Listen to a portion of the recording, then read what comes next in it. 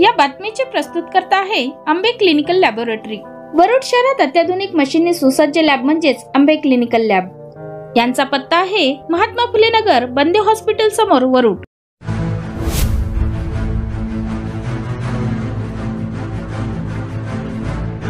सवय आम्ही आता शिल्लक आलो आहोत। त्या भावना शाळेत ज्युनियर कॉलेज सँक्शन करून द्या म्हणून कोणी नेते ऐकून घ्यायला तयार नाही। दिवाळीच्या अगोदर वरुड मोर्शी तालुक्यातील सर्व शेतकऱ्यांना मदत मिळायला पाहिजे होती, परंतु दुर्दैवानं वरुड तालुक्यामध्ये बेनोळ्या मंडळामध्ये व मोर्शी तालुक्यात रिद्धपूर मंडळामध्ये अतिवृष्टी झाल्यामुळं त्या दोन मंडळाचा समावेश GRमध्ये करण्यात आला होता आणि त्यामुळं प्रथमतः त्या दोन मंडळांना नुकसान भरपाई मिळाली आणि त्यानंतर कलेक्टर महोदयांचा कलेक्टरचा जो रिपोर्ट होता आपल्या वरुड मोर्शी मतदारसंघाच्या संदर्भात तो उशिरा गेला शेतपिकाच्या नुकसानीबाबतचा आणि त्यामुळं आपल्या सर्व शेतकरी बंधूंना मदतीपासून थोडंसं दूर राहावं लागलं। दिवाळीच्या काळात सर्व शेतकरी बंधूंना मदत मिळू शकली नाही। त्यानंतर झालेल्या घडामोडी मी सतत मुख्यमंत्री महोदयांच्या संपर्कात होतो, पालकमंत्री महोदयाच्या संपर्कात होतो, विविध मंत्र्यांच्या संपर्कात होतो आणि सरकारच्या संपर्कात राहून मला सर्व माझ्या शेतकरी बंधूंना सांगावंसं वाटते की या सर्वाचा परिपाक म्हणून आपल्या वरुड आणि मोर्शी मतदारसंघातील सर्व शेतकऱ्यांना मदत मिळणार आहे। थोडासा उशीर झालेला आहे, मला मान्य आहे, कारण सरकारी काम आहे, थोडासा विलंब झाला, परंतु कोणीही शेतकरी माझ्या मोर्शी मतदारसंघातला मदतीच्या विना राहणार नाही असा मी माझ्या सर्व शेतकरी बंधूंना शब्द देतो। सर, दिवाळी कालावधीमध्ये काही राजकीय लोकांनी काळी दिवाळी, शेतकऱ्यांची काळी दिवाळी म्हणून साजरी केली, परंतु सर आपण सुद्धा मुंबईला होते, काय सांगू शकाल सर? निश्चितच दिवाळीच्या अगोदर सर्व माझ्या शेतकरी बंधूंना मदत मिळायला पाहिजे होती, पण दुर्दैवानं ती मिळू शकली नाही। त्याच्यामागं अनेक कारणं आहेत, मी सुद्धा त्यामुळं अतिशय दुःखी आहो आणि मला याचं अतिशय दुःख आहे की जे दिवाळीच्या अगोदर माझ्या सर्व शेतकरी बंधूंना मदत मिळायला पाहिजे होती ती मिळाली नाही। परंतु आता हे सरकारी कामामध्ये थोडा विलंब होतच असतो, ही थोडीशी बाब समजून घेऊन माझ्या सर्व शेतकरी बंधू भगिनी मला माफ करतील। मी सुद्धा दिवाळीचा जे आनंद आहे त्याच्यामध्ये सहभागी होऊ शकलो नाही, याचं कारण मी सुद्धा मनापासून अतिशय दुःखी आहो, शेतकऱ्याच्या सोबत आहो, शेतमजुरांच्या सोबत आहो। त्याच्यामुळं हे दुःख मला सुद्धा पचवणं अतिशय जड झालेलं आहे आणि म्हणून मी सुद्धा ही दिवाळी न मनवण्याचा निर्णय या दिवाळीमध्ये घेतला। मी माझ्या सर्व शेतकरी बंधू भगिनीसोबत, शेतमजुरांसोबत नित्य त्यांच्या पाठीमागं आहो। सर, वरुड मोर्शी मतदारसंघातील काही राजकीय लोक आपल्याला आरोप करत आहेत, शेतकऱ्यांना चुकीचा संदेश देण्याचा प्रयत्न करतात की शेतकऱ्याला शासनाची मदत मिळणारच नाही, यावर तुमची काय प्रतिक्रिया आहे सर? हे सर्व चुकीचं आहे, शेतकऱ्याची दिशाभूल करणारं आहे।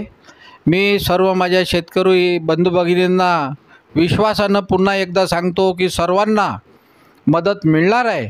विलंब झालेला आहे, कबूल आहे, परंतु सर्व माझ्या शेतकरी बंधू भगिनींना मदत मिळणार आहे। कोणी बी अफवावर विश्वास ठेवू नये, खोटा प्रचार प्रसारावर विश्वास ठेवू नये, त्यांचा धंदा आहे।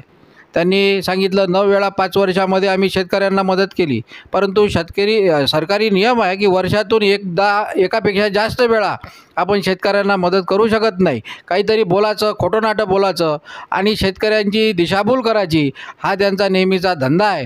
त्याच्यामुळं त्याच्यावर फारसं न बोलता मी एवढंच म्हणेन, शेतकऱ्यांनी विश्वासानं, अतिविश्वासानं मी सांगतो की सर्व माझ्या शेतकरी बंधू भगिनींना लवकरात लवकर मदतीचं वाटप होणार आहे। रात्रंदिवस माझा प्रयत्न आहे, शेतकऱ्यांसाठी जे काय करता येईल ते सर्व काही करण्याचा माझा प्रयत्न आहे। माझ्या मतदारसंघासाठी जे काही करता येईल ते माझा प्रयत्न आहे। माझा एकही तास वाया न घालवता मी सतत माझ्या मतदारसंघासाठी काम करतो आहे आणि इमानी इतबारे काम करतो आहे, लोकांसाठी अतिशय इमानदारीनं काम करतो आहे।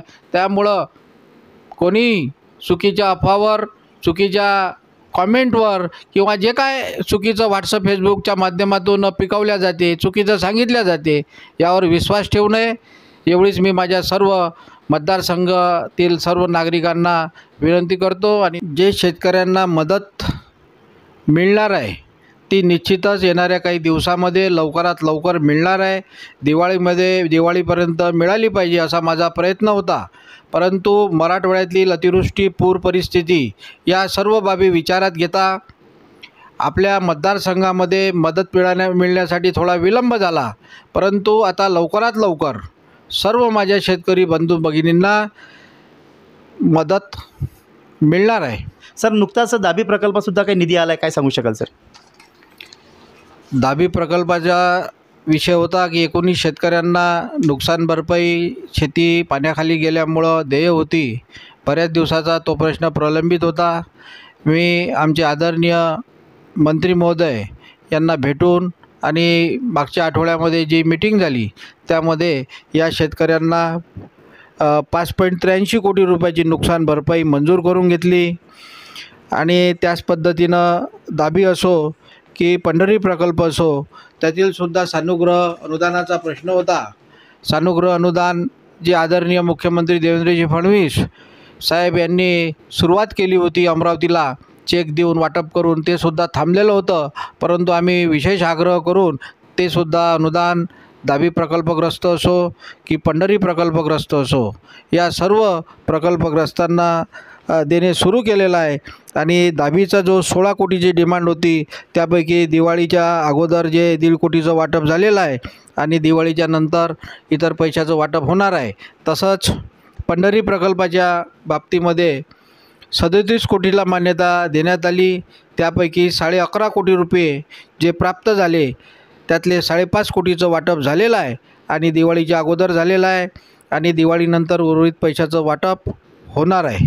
तसंच रखडलेला जो पाईपलाईनचा डिस्ट्रीब्युशनचा जो विषय होता पंढरी प्रकल्पामध्ये, ज्या शेतातून पाईपलाईन गेलेली होती त्यांनासुद्धा नुकसान भरपाईपोटी जवळपास 5.25 कोटी रुपये या दिवाळीच्या अगोदर वाटल्या गेलेले आहे. आणि उर्वरित काही जे शेतकरी राहिलेले असतील त्यांचीसुद्धा जी नुकसान भरपाई दिवाळीच्या नंतर देण्यात येईल. ज्या ज्या ठिकाणी शेतकऱ्याचा प्रश्न आहे त्या ठिकाणी मी कुठेही चुकलेलो नाही. मला विश्वास आहे की माझ्या मतदारसंघातला एकही शेतकरी मदतीविना राहू नये हा माझा प्रयत्न आहे आणि निश्चितच या प्रयत्नामध्ये आम्ही यशस्वी झाल्याशिवाय राहणार नाही.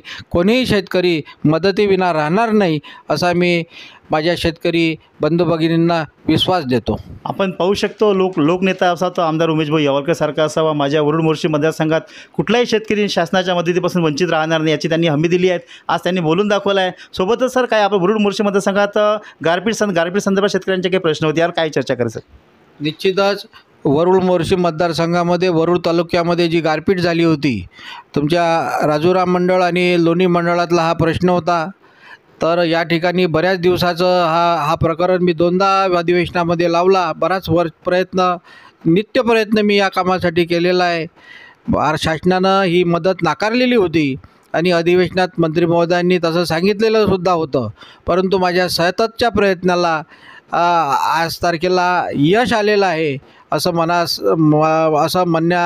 पैसे जरी नाही आले, काही दिवस त्या पैशाला लागतील, परंतु आता आपण जवळपास ही मदतसुद्धा लवकरात लवकर शेतकऱ्यांना प्राप्त होईल असा मला विश्वास आहे. ती फाईलसुद्धा जसा प्रवास तिचा फार लांबला, अनेक अडचणी आल्या, नाकारल्या गेली, स्वीकारल्या गेली, असा हा प्रवास आता त्या फाईलचा संपलेला आहे आणि लवकरच या गारपीटग्रस्तांनासुद्धा माझ्या मतदारसंघामध्ये मदत मिळणार आहे, अनुदान मिळणार आहे, नुकसान भरपाई मिळणार आहे. आताच्या घडीला एक ब्रेकिंग न्यूज आहेत की आमदार मोदींनी बोलून दाखवलं आहे की जे वरुड मोर्शी मतदारसंघातील जे शेतकरी शासनाच्या योजनेपासून वंचित आहेत त्या सर्व शेतकऱ्यांना लाभ मिळणार आहे. परंतु थोडाफार उशीर लागेल, परंतु प्रत्येक शेतकऱ्याला लाभ मिळणार आहे आणि हे फार महत्त्वाचा विषय आहे. सोशल मीडियावर विश्वास न ठेवता आज आमदार मोदींनी सांगितले आहेत की माझ्या प्रत्येक शेतकरी बांधवांना शासनाची मदत मिळेल आणि आजची ही शेतकऱ्यासाठी खूप महत्त्वाची बातमी आहे. पाहत राहा कॅमेरा निकुबावनीसह प्रवीण सारखं चोळामणी न्यूज पोर्टल.